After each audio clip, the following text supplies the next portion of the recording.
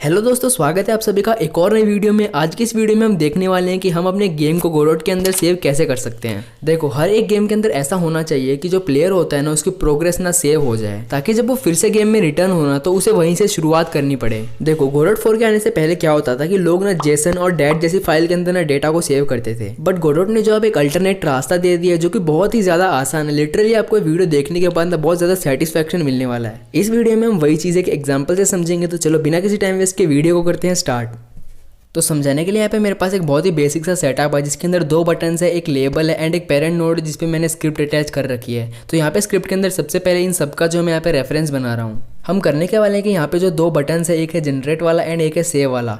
Generate वाले पे press करते होगा कि जो लेवल है ना उसके ऊपर एक रैंडम नंबर आ जाएगा एंड सेव पे क्लिक करते वो नंबर जो एक फाइल के अंदर सेव हो जाएगा। वो हम देखेंगे किस तरह से करना है। और फिर जब हम सीन को यहाँ पे क्लोज करके फिर से स्टार्ट करते हैं तो यहाँ पे वही नंबर जो स्टार्टिंग के अंदर आ जाता है। तो यहाँ पे जो मैंने रेफरेंसेस बना ली एंड अब हम क्या कर रहे हैं, जो जनरेट वाला बटन है ना उसको यहाँ पे एक सिग्नल से कनेक्ट कर रहा हूँ एंड इस सिग्नल के अंदर हम क्या करेंगे कि रैंडम नंबर जनरेट करेंगे एंड लेबल को जो वो एज ए टेक्स्ट दे देंगे।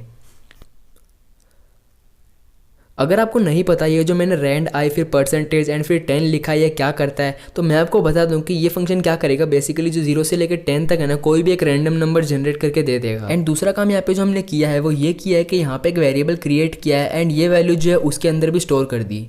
अब यहाँ पे लोड वाला काम हम रेडी वर्चुअल मेथड के अंदर करने वाले हैं।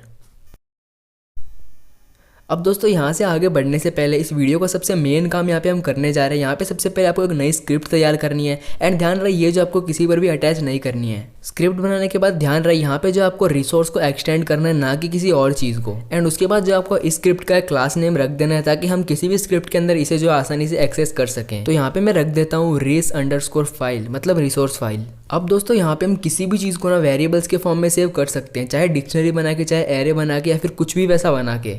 तो हम सिर्फ नंबर को इंटीजर फॉर्म में सेव करना चाहते हैं, तो यहाँ पे मैंने जो नंबर नाम का वेरिएबल क्रिएट कर लिया है। तो यहाँ पर इस स्क्रिप्ट का काम बस इतना ही है। अब आपको नेक्स्ट जो फिर से उसी स्क्रिप्ट के अंदर वापस आना है। अगर आप लोग अभी ये सोच रहे हो कि हम लोग उस स्क्रिप्ट के अंदर चीज़ों को सेव करने वाले हैं, तो आप बिल्कुल गलत हो।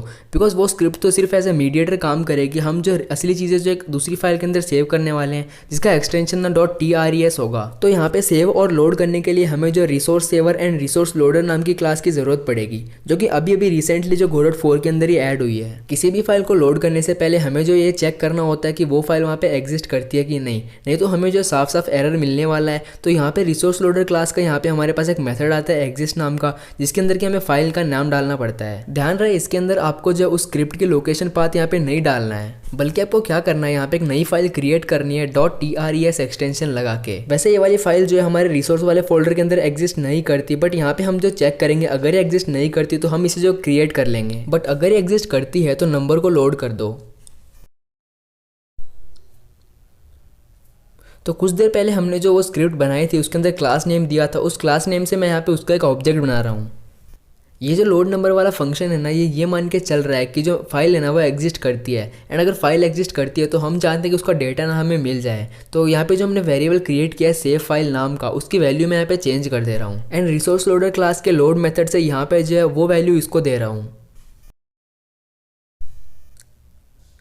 हो सकता है कि आपको ये चीज़ ना कंफ्यूज कर रही हो, बट आप जब प्रैक्टिस करोगे तो आपको ये जो अच्छे से समझ में आ जाएगा। अब जैसे यहाँ पे फाइल लोड हो जाती है, सेव फाइल के अंदर उसकी वैल्यू आ जाती है, तो हम चाहते हैं कि जो सेव फाइल है ना उसके नंबर वाला वेरिएबल की जो डेटा है ना वो हमारे नम वाले वेरिएबल के अंदर आ जाए।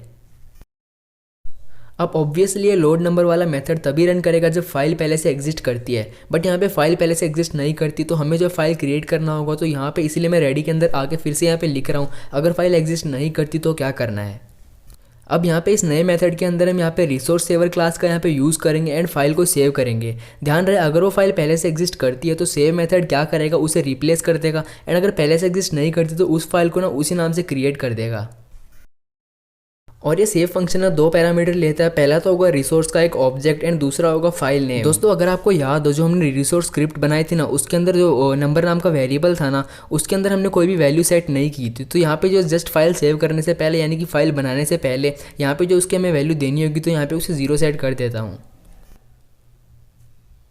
अब बस दोस्तों यहाँ पे लास्ट फंक्शन क्रिएट करना है, जो क्या करेगा कि जो एग्जिस्टिंग फाइल है ना उसे फिर से सेव कर देगा रिप्लेस करके।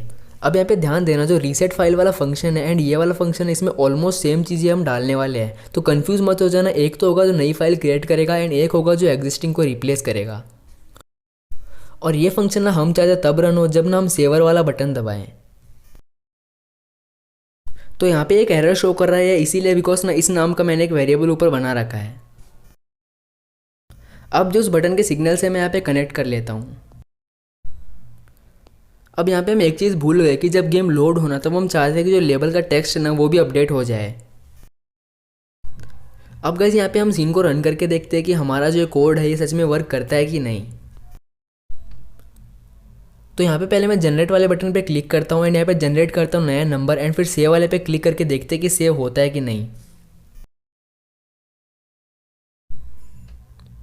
तो यहाँ पे देखो 9 नंबर लोड नहीं हुआ बिकॉज हमने जो एक गलती कर दी। यहाँ पे आपको जो क्या करना है रिसोर्स वाले फाइल के अंदर यहाँ पे जितने भी वेरिएबल्स आप क्रिएट करो ना यहाँ पे एक्सपोर्ट लगा देना है उनके आगे, नहीं तो आपकी ये चीज़ ना वर्क नहीं करेगी। एंड फाइनली हम यहाँ पे ट्राई करके देख सकते हो जो नंबर है वो यहाँ पे सेव हो रहा है एंड गेम को जब हम क्लोज करके मतलब सीन को जब क्लोज करके वापस से स्टार्ट करते हैं तो यहाँ पे वही नंबर आ जाता है। तो बस दोस्तों यहीं तक वीडियो। अगर आपको ये वीडियो पसंद आए ना तो इस वीडियो को लाइक कर देना। अगर आपको कुछ समझ में ना आया हो तो आप कमेंट कर सकते हो, होगा तो मैं इस पर और डिटेल्ड वीडियो लेके आऊँगा, नहीं तो आपको कमेंट में समझाने की कोशिश करूँगा। तो मिलते हैं अगली वीडियो में, बाय।